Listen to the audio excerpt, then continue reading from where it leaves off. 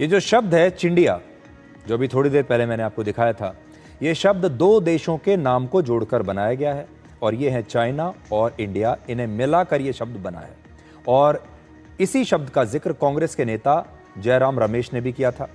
इस सोच का उद्देश्य था कि भारत और चीन मिलकर शांतिपूर्ण तरीके से विकास करेंगे। भारत और चीन दोस्त बनकर हाथों में हाथ डालकर आगे बढ़ेंगे। दरअसल चीन के प्रति कांग्रेस का हमेशा से एक विशेष प्यार रहा है और इसे बेहतर ढंग से समझने के लिए आज आपको कांग्रेस और चीन के संबंधों का छोटा सा इतिहास जरूर देखना चाहिए और यह इतिहास हम आपको बताते हैं। आज से 17 वर्ष पहले चीन की कम्युनिस्ट पार्टी और भारत की कांग्रेस पार्टी के बीच एक समझौता हुआ था। वर्ष 2008 में हुए इस समझौते पर आप जानते हैं किसने हस्ताक्षर किए थे? राहुल गांधी ने इस पर हस्ताक्षर किया था। तस्वीर आपके सामने है, सोनिया गांधी और शी जिनपिंग पीछे खड़े हुए हैं। जब यह समझौता हो रहा था उस दौरान चीन के उपराष्ट्रपति शी जिनपिंग, क्योंकि ये उस समय राष्ट्रपति नहीं थे, उपराष्ट्रपति थे, ये पीछे खड़े हैं और उस समय की कांग्रेस अध्यक्ष सोनिया गांधी भी राहुल गांधी के पीछे खड़ी है। वर्ष 2012 में शी जिनपिंग चीन के राष्ट्रपति बने और यह याद रखना चाहिए कि वर्ष 2008 में केंद्र में कांग्रेस की सरकार थी, यूपीए की सरकार थी और प्रधानमंत्री थे डॉक्टर मनमोहन सिंह। इस समझौते को लेकर कई बार आरोप लगे हैं, लेकिन आज तक यह स्पष्ट नहीं हो पाया कि इस समझौते की शर्तें और नियम क्या थे।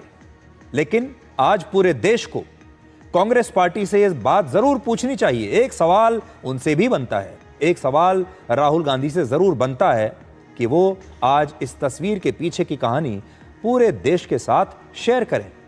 बताएं तो सही कि ये जो समझौता हुआ था चीन के साथ, जिसमें शी जिनपिंग पीछे खड़े हुए हैं, इस समझौते की शर्तें क्या थी, क्या कहकर यह समझौता हुआ था, भारत और चीन मिलकर क्या करने वाले थे। इसलिए अगर आप चाहें तो राहुल गांधी से इस देश के लोगों को यह सवाल भी जरूर पूछना चाहिए। और देखिए वक्त का चक्र कैसे बदलता रहता है और कैसे राजनीति में विचार बदलते रहते हैं। आज वही राहुल गांधी भारत से उसी चीन के बारे में सवाल कर रहे हैं और सबसे बड़ी बात, भारत को भड़काने की कोशिश कर रहे हैं।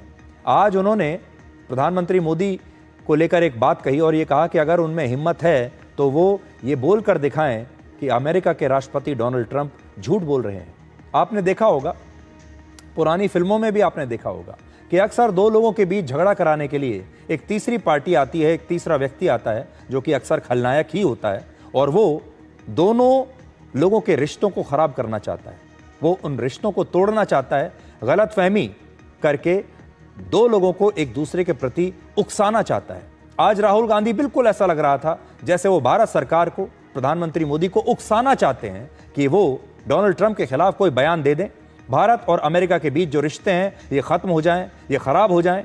अब आप सोचिए, अगर ये रिश्ते खराब हुए, अमेरिका हमारा दुश्मन बन जाए आज, तो सबसे ज्यादा नुकसान किसका होगा? भारत का ही होगा, भारत के लोगों का नुकसान होगा। और दूसरी बात ये कि जिस दिन पाकिस्तान हमारे ऊपर हमला करने वाला था, उस दिन इन सारे नेताओं के अपने परिवार के लोग भी इसी देश में रहते हैं। क्या उस दिन भारत की सरकार, भारत की सेना अगर उन्हें न रोकती तो क्या क्या हो सकता था, इसकी शायद आप कल्पना भी नहीं कर सकते।